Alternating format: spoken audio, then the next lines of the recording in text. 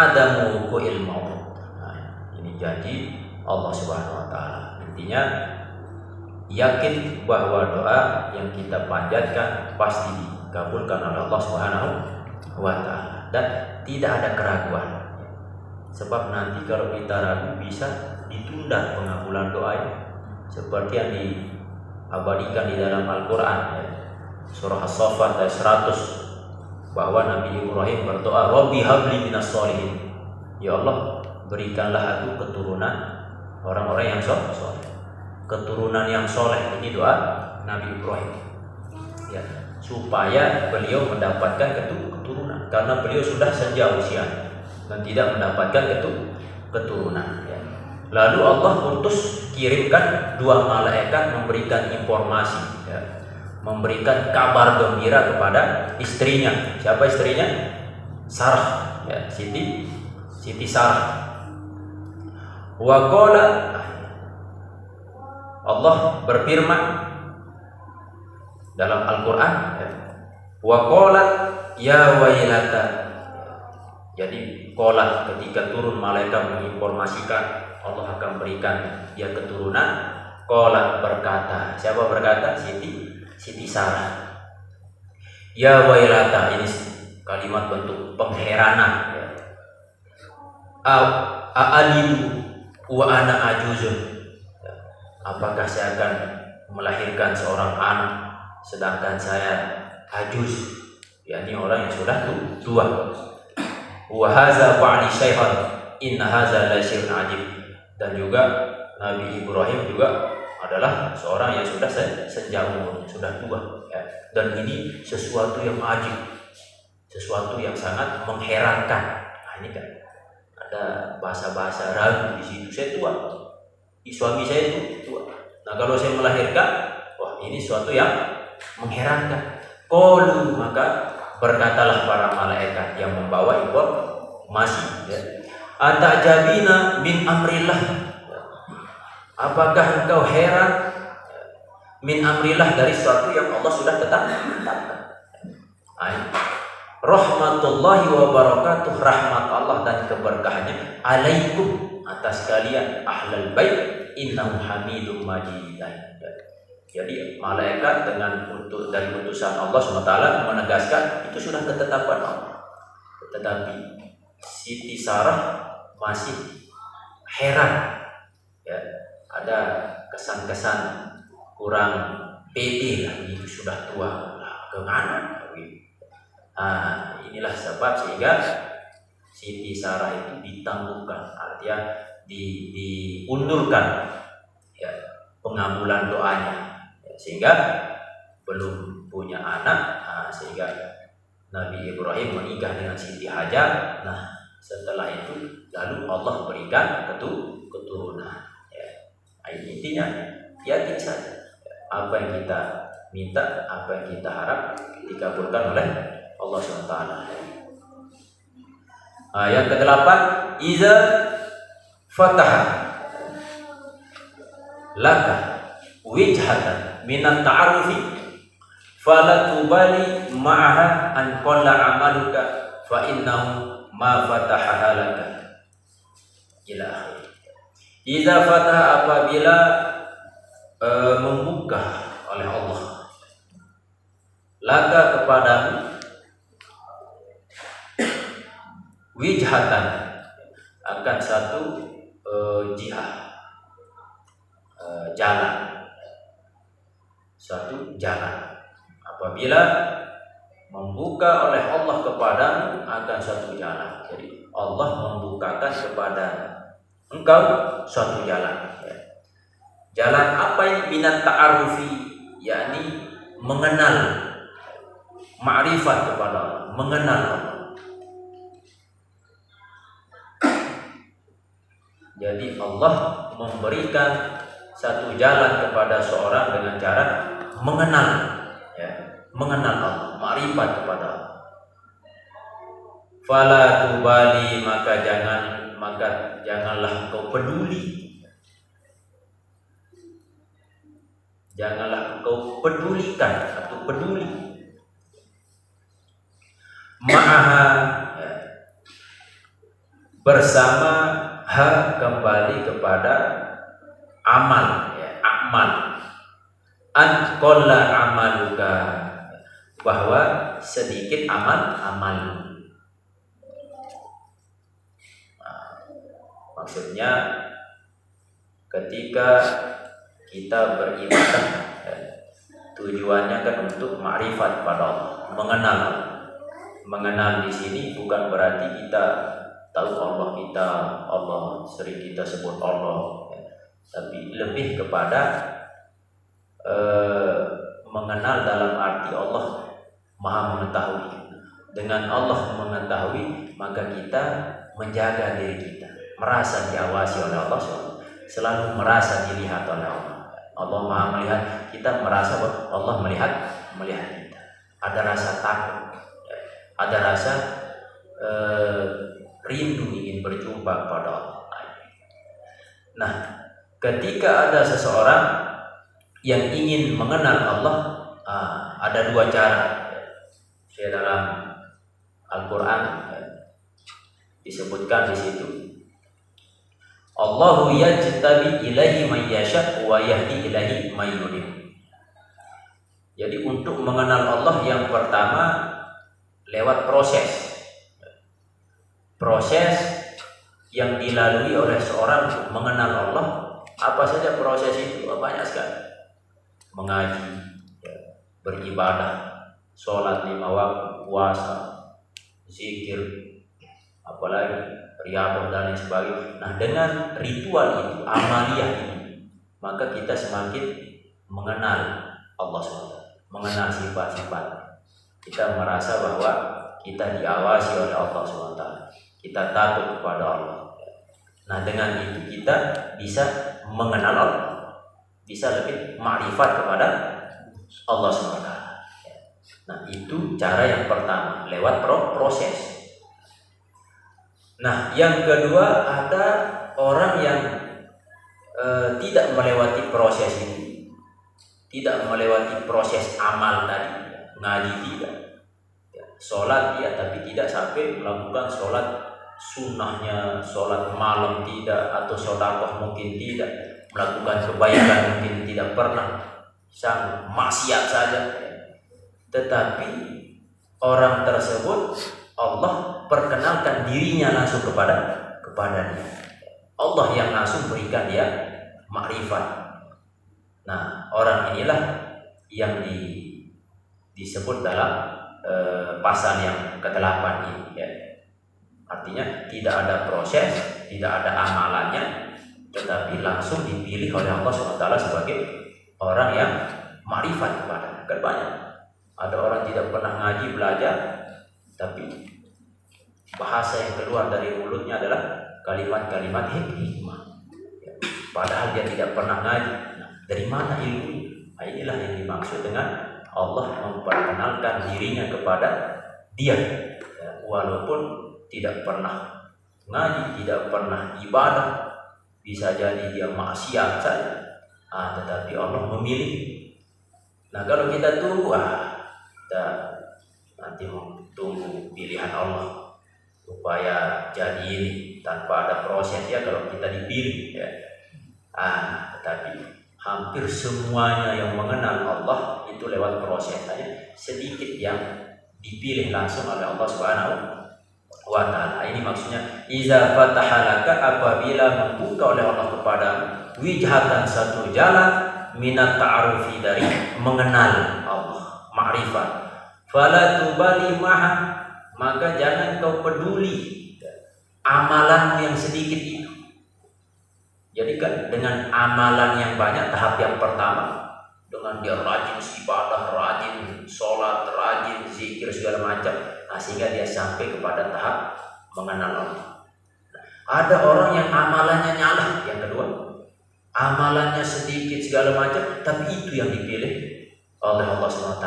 Itu maksudnya fala tubali maha an qala amaluka, Kalau Allah sudah memperkenalkan dirinya kepadamu, maka jangan peduli amalmu yang sedikit itu, karena Allah sudah langsung mengenalkan dirinya kepada fa innahu, maka sungguhnya Allah SWT ma fatahaha, ya, tidaklah membuka oleh Allah akan itu jalan laka kepadamu illa malaikat. Jadi Allah SWT tidak membuka jalan itu kepadamu melainkan wa huwa, dialah Allah, yuridu, ingin, hanya Allah ingin, ayat ta'arafa ilaika, untuk mengenalkan dirinya ilaika kepada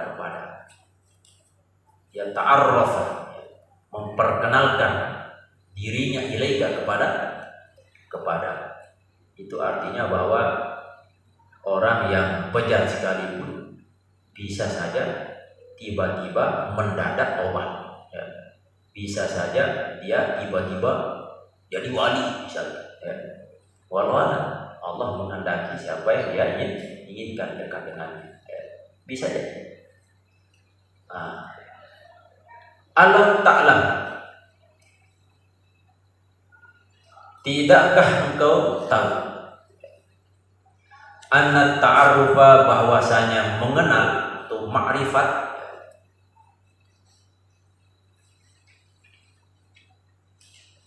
huwa muriduhu, yakni dialah yang memberikan karunia-Nya, alaika kepada.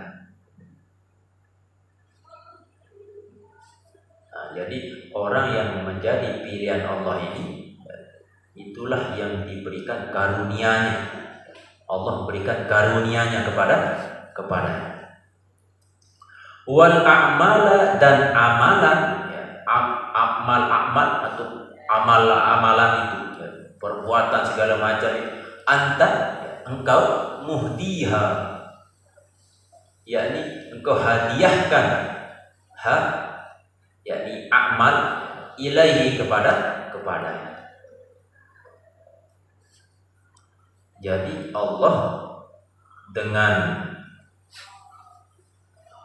memperkenalkan dirinya kepadamu itu adalah sebuah karunia yang Allah berikan kepada. Jadi luar biasa, nikmat yang sangat besar.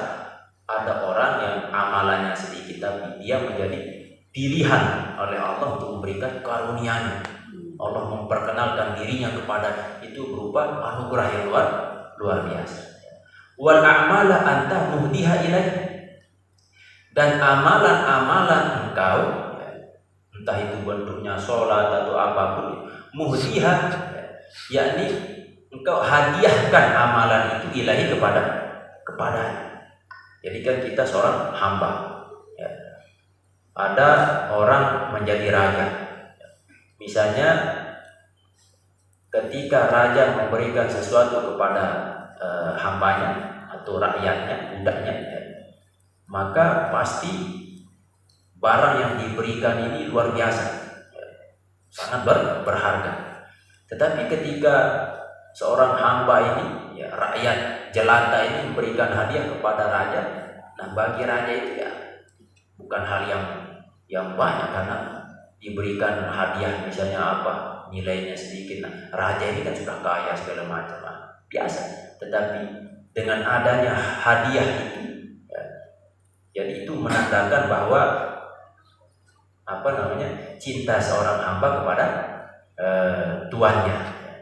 Nah, apalagi Allah Subhanahu wa Ta'ala, Allah memberikan kepada hambanya ini, ya, padahal amalannya sedikit, Allah berikan karunia yang sangat luar biasa dengan makrifat, ya, memperkenalkan dirinya kepada hamba tersebut. Sedangkan amalan hamba ini itu bentuk hadiah kepada Allah Subhanahu wa Ta'ala. Wa aina ma tuhdihi ilaihi mimma huwa muriduhu alaika.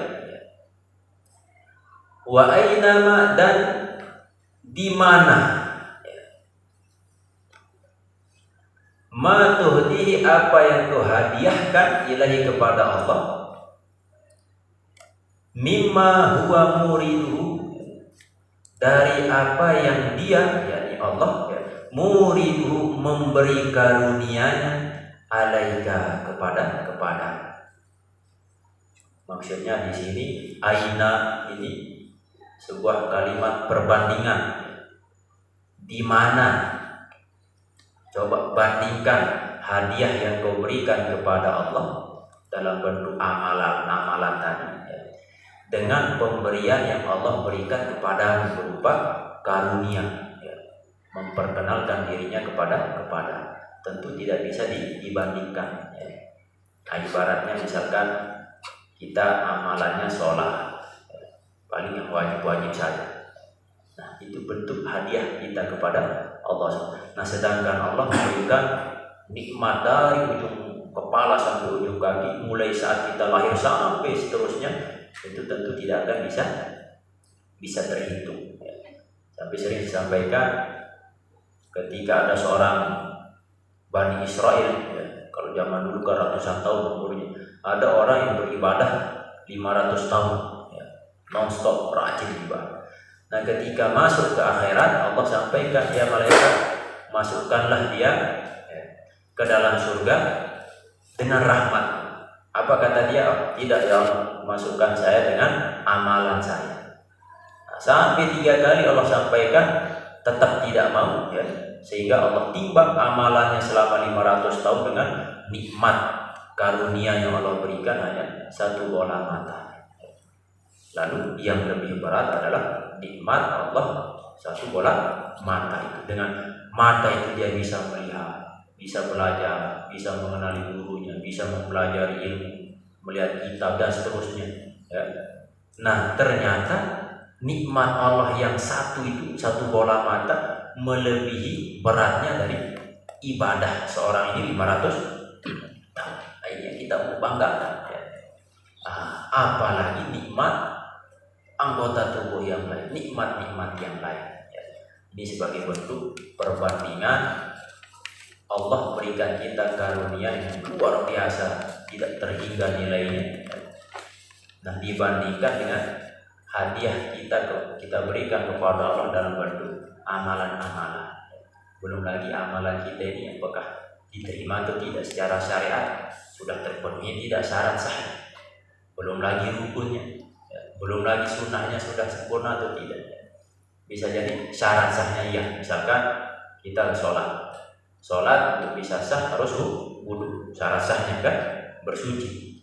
Nah, apakah ada jaminan saat kita berwudu, wudu kita sah? Sudah tidak terpenuhi rukunnya, sunnah dan seterusnya. Misalkan bersuci sudah mantap sudah.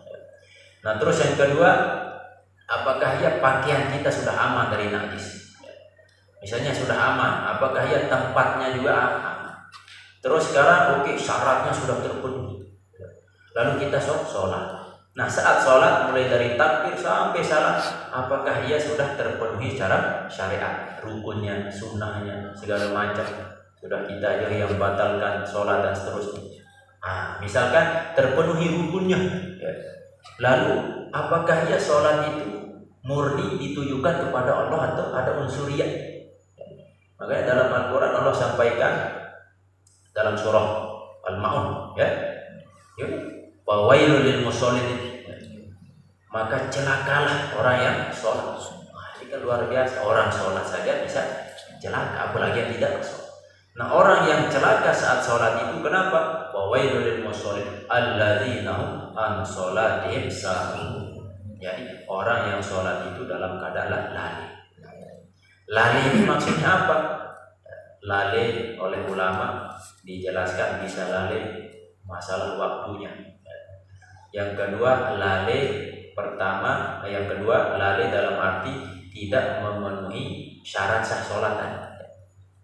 Dia sholat, sebelumnya dia wudu tapi tidak sempurna cara dia berwudu, bisa dimaksud sebagai orang yang lalai.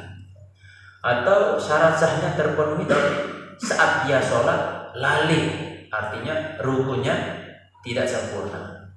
Salah satu rukun yang sering kelolosan itu adalah tumakninah. Nah, saat tumakninah, ketika pergantian dari satu rukun ke rukun yang lain, tidak ada jedanya, tidak ada tumakninah, langsung kayak ruku, langsung kayak kan. Atau sekarang sempurna, ya, tetapi hatinya tidak dia tujukan ibadah sholatnya itu kepada Allah, tapi ada unsur riyaknya. Allazina hum an sholatihim sahun, allazina hum yura'un. Ternyata dia celaka sholatnya itu karena hatinya ada unsur riya. Berarti di dalam hatinya ada unsur riyaknya, ingin dilihat oleh orang, ingin dipuji oleh orang, bukan ibadahnya untuk Allah. Nah, itulah manfaat daripada kita belajar tasawuf, menyucikan hati supaya hati itu bersih. Ketika hati itu bersih, maka mata pun ikut bersih, penglihatan bersih, telinga yang didengar bersih, segala macam pun akan bersih, berangkat dari hati tadi. Nah, ini pasal dari Ibnu Athaillah yang pasal ke-8 ini, ya. Jika ada orang yang mendapatkan karunia berupa tiba-tiba dia mendapatkan ilmu laduni, mengenal Allah langsung, maka itu cara Allah SWT memperkenalkan dirinya kepada orang-orang yang dia kehendaki, orang yang dia pilih, walaupun amalannya sedikit. Makanya bisa jadi wali itu dari tukang parkir, bisa saja, ya. Nah, itu kalau Allah tentukan. Nah, tetapi bukan berarti setelah dipilih oleh Allah amalannya semakin sedikit, tidak. Nah, dengan terpilihnya oleh Allah SWT yang amalannya awalnya sedikit, maka tentu jadi bertambah amal mengabdikan diri kepada Allah SWT itu, ya. Yang ke-9, satu lagi, tanawwu'at ajnasul a'mali litanawwu'i waridatil ahwal. Beraneka ragamnya atau bermacam-macamnya ajnasul a'mali, jenis-jenis amal. Jenis-jenis amal banyak sekali. Sholat, puasa, zakat, banyak sekali bentuk-bentuk amal.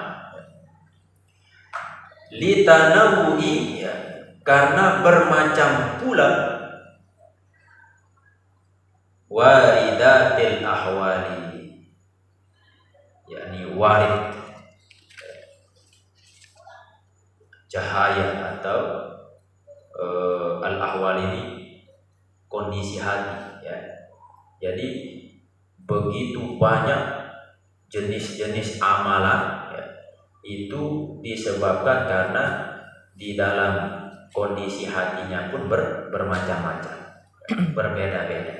Berarti intinya tergantung ahwal, tergantung kondisi hatinya, ya.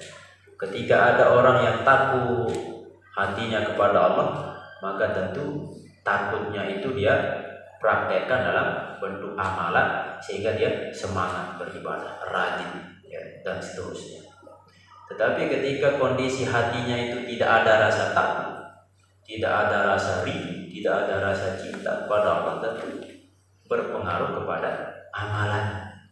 Misalnya kita lihat ada orang yang sholat, misalkan satu sholat subuh, sholatnya 5, banyak orang, padahal mereka itu agamanya sama, Islam, ya. Misalnya kelasnya sama, semua aliyah, ya. Nah, apakah ketika dia masing-masing orang ini ibadahnya sama, rajinnya sama? Belum tentu sama. Pasti beda.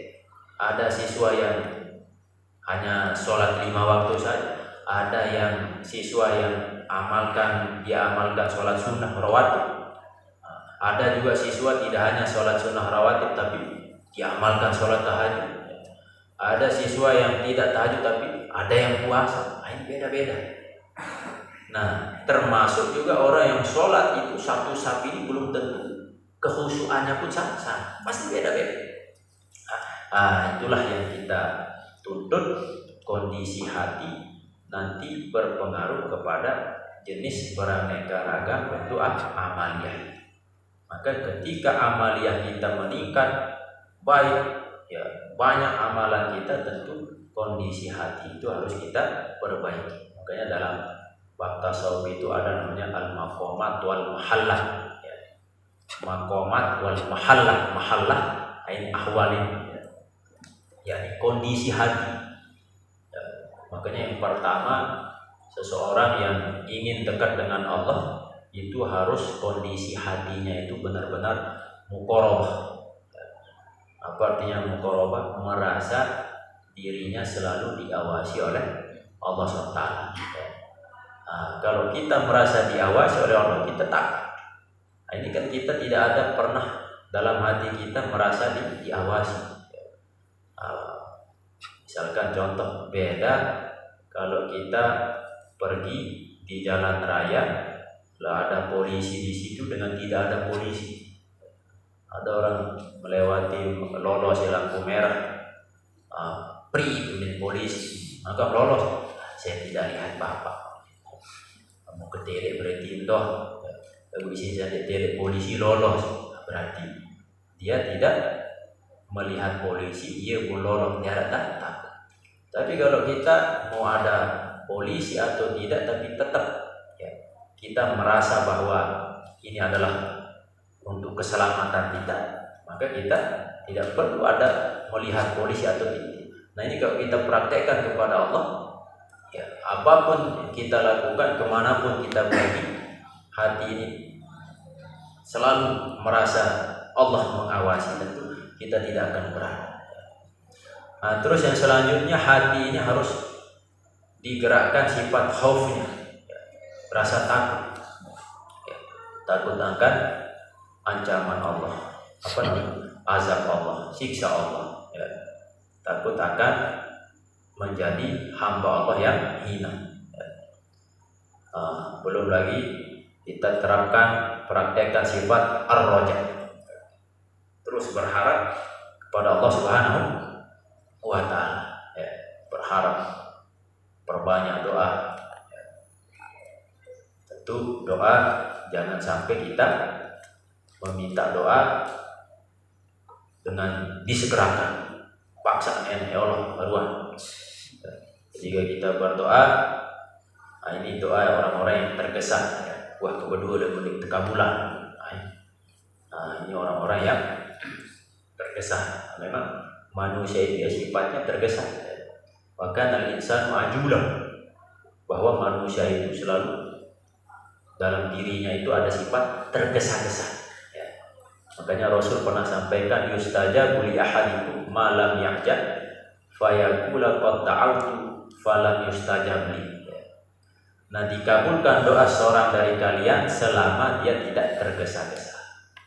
Nah, ini salah satu juga cara kenapa seorang itu tidak dikabulkan doanya, karena tergesa-gesa. Nah, bukti dia tergesa-gesa ketika dia berkata, qad da'awtu, aku sudah berdoa, falam yustajab li, namun Allah tidak kabulkan doa. Nah, ini kan mau disegerakan saja dikabulkan doa. Intinya berdoa. Karena ada orang yang tidak memiliki keturunan tapi terus berdoa 10 tahun, 15 tahun, sampai 20 tahun, baru mendapatkan keturunan. Bisa jadi Allah SWT memilih waktu yang tepat ketika Allah kabulkan doa. Ya, kita minta sekarang, ya Allah berikanlah saya jodoh tahun ini.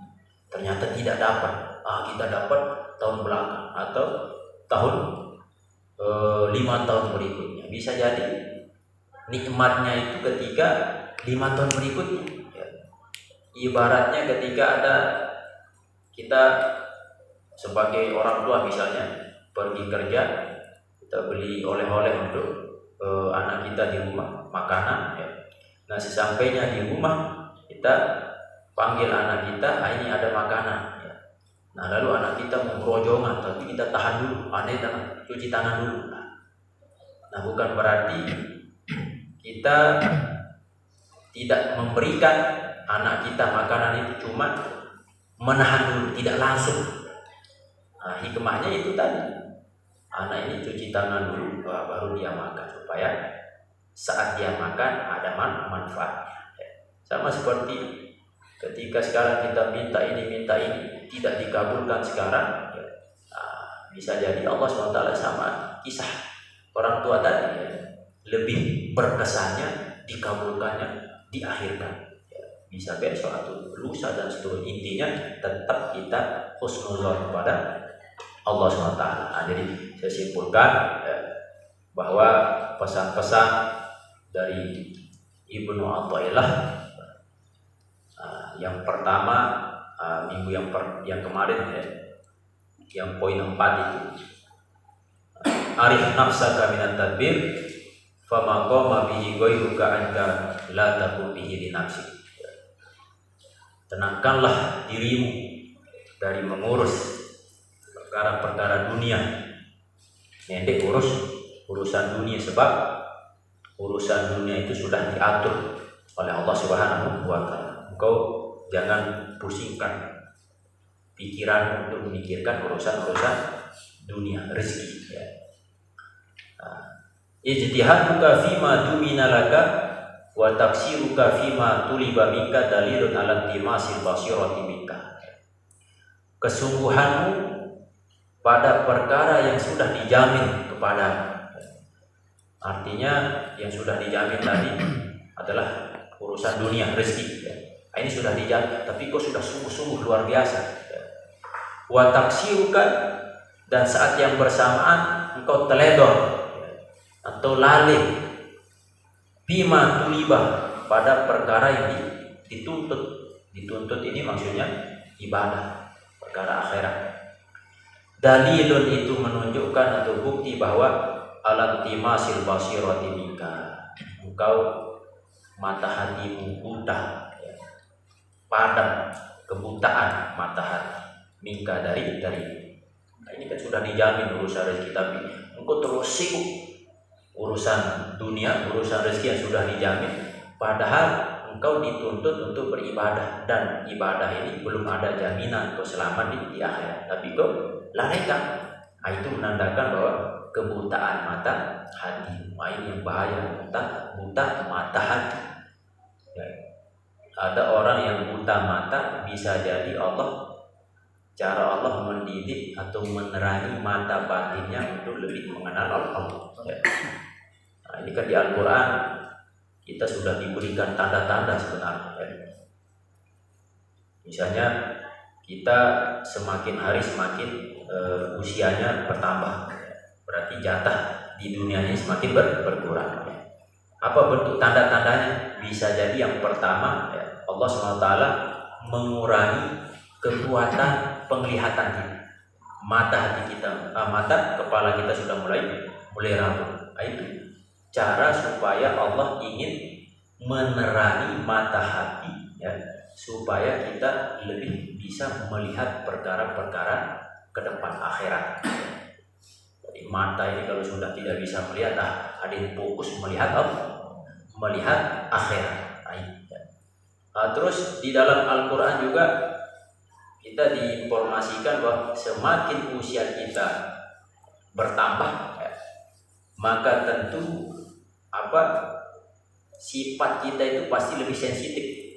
Coba saja orang-orang tua, ya, pasti sensitif. Ibarat orang yang masih kecil, ya, ibarat kehidupan ikan kayak bola, ya, kadang di atas, kadang di bawah. Nah, saat orang tua menjadi orang tua, sifatnya itu yang mirip-mirip anak kecil, mudah tersinggung, sensitif. Nah, kenapa? Karena itu Allah didik pada sifat sensitif pada orang tua itu, bahwa ketika kita ingin menggantungkan hati kita pada makhluk, maka pasti kita akan kecewa. Tapi kalau kita gantungkan harapan, keinginan kepada Allah SWT, tidak akan ada rasa kekecewaan. Jadi supaya tetap fokus menggantungkan harapan kepada Allah SWT. Nah, yang selanjutnya, ada orang yang sudah bertambah usianya, maka giginya sudah mulai rapuh. Itu menandakan bahwa sebentar lagi bisa jadi kita akan gugur juga. Atau rambut kita putih ya menandakan supaya kita ingat bahwa kain kapan warnanya putih. Sebentar lagi. Ini perlu kita hidupkan mata batin kita untuk melihat hal-hal yang seperti itu. Ya. Itu makna dari pasal atau hikmah yang kelima. Ya. Jadi sudah dijamin perkara dunia, tapi kita sungguh-sungguh mencarinya. Sedangkan kau lalai terhadap suatu yang dituntut dipadukan berupa akhirat yang belum ada jaminan, ya. Belum dijamin. Kalau dunia sudah dijamin, tapi kita sibuk. Ini kan yang lucu, ya. Nah, sedangkan perkara akhirat yang belum ada jaminan, malah kita lalaikan. Itu bukti bahwa intimasil basir, kebutaan mata hati. Yang terakhir 6, ini untuk mengingatkan, la yakun ta'akhur amadil iqab. Jangan sampai dengan keterlambatan masa pemberian, artinya dia berdoa hari ini tapi dikabulkan lambat. Jangan sampai kelambatan dalam pengabulan doa pemberian ini. Ma'al ilhahi fit du'ai, bersamaan dengan kesungguhan dalam berdoa, mujiban liyasika, menyebabkan keputusasaan.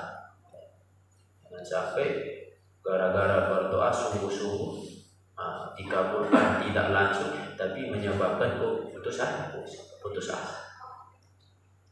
Fahuwa dhamina lakal ijabah, maka dialah Allah SWT yang menjamin kepada al-ijabah. Jadi pengabulan itu Allah. Fima yahtaru laka, pada apa yang Allah pilih. Kepada menjadi Allah yang pilih, mau dikabulkan sekarang, besok atau kapan. La fima takhtaru li nafsi, tidak terhadap apa yang kau pilih untuk diri. Jadi seorang ahli hikmah mengatakan, jangan coba-coba engkau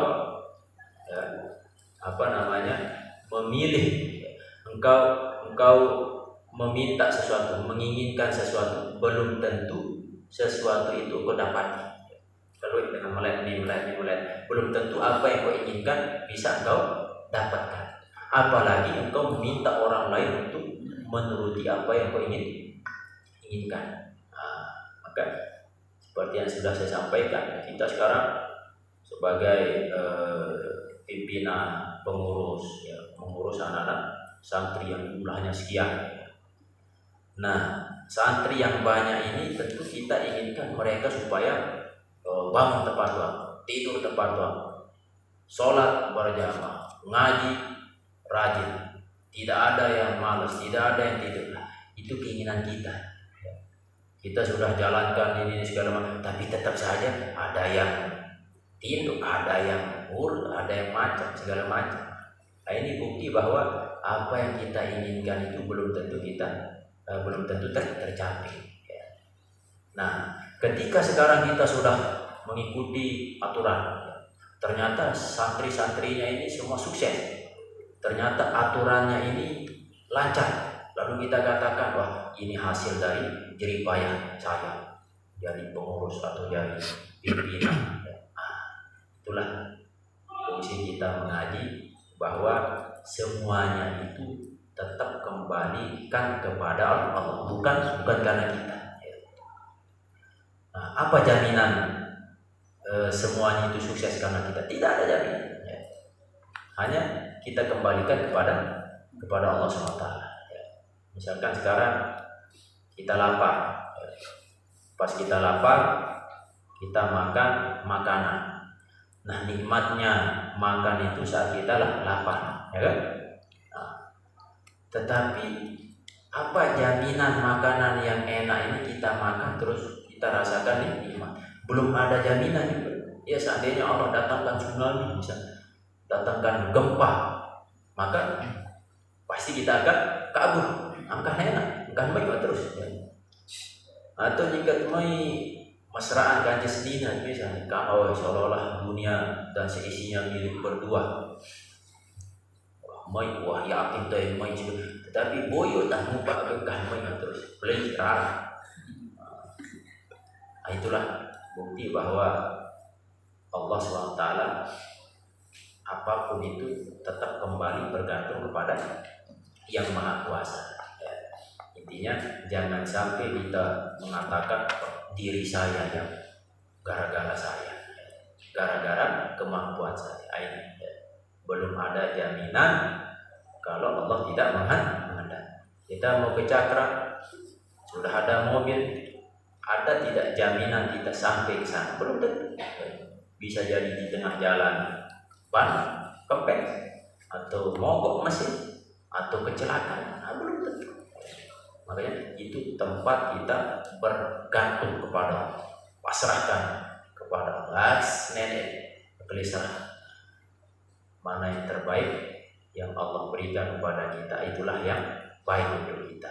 Terkadang apa yang kita anggap baik ternyata buruk bagi Allah, apa yang kita anggap buruk ternyata tidak baik bagi Allah. Intinya gantungkan harapan kita kepada Allah. Nah, suatu waktu ketika apa yang kita harapkan tidak terwujud, maka pasti kita akan sabar. Tapi seandainya apa yang kita harapkan tercapai, maka syukur. Nah, kita ingin berjodoh dengan ini, nah tentu syukur. Seandainya sabar. Lemon deh bergantung kepada Allah, dukun bertindak terus kan. Atau paling saja. Dia jodoh, terpaksa jodoh, bisa, iya jodoh tuh. Itu ya.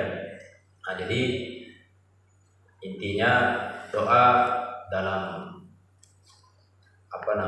perintah-perintah dalam Quran, dalam hadis, ini adalah suatu yang tentu perlu kita tetapkan ya. Doa dan tidak doa yang kita panjatkan selama itu baik, maka tentu Allah akan kabulkan sesuai dengan yang sudah kita bahas ya. Bisa kita lanjutkan. Al-a'mal suratul qa'imatun wa arwahuha wujudu sirril ikhlas fiha. Ya benar Allah Nabi sallallahu alaihi wasallam.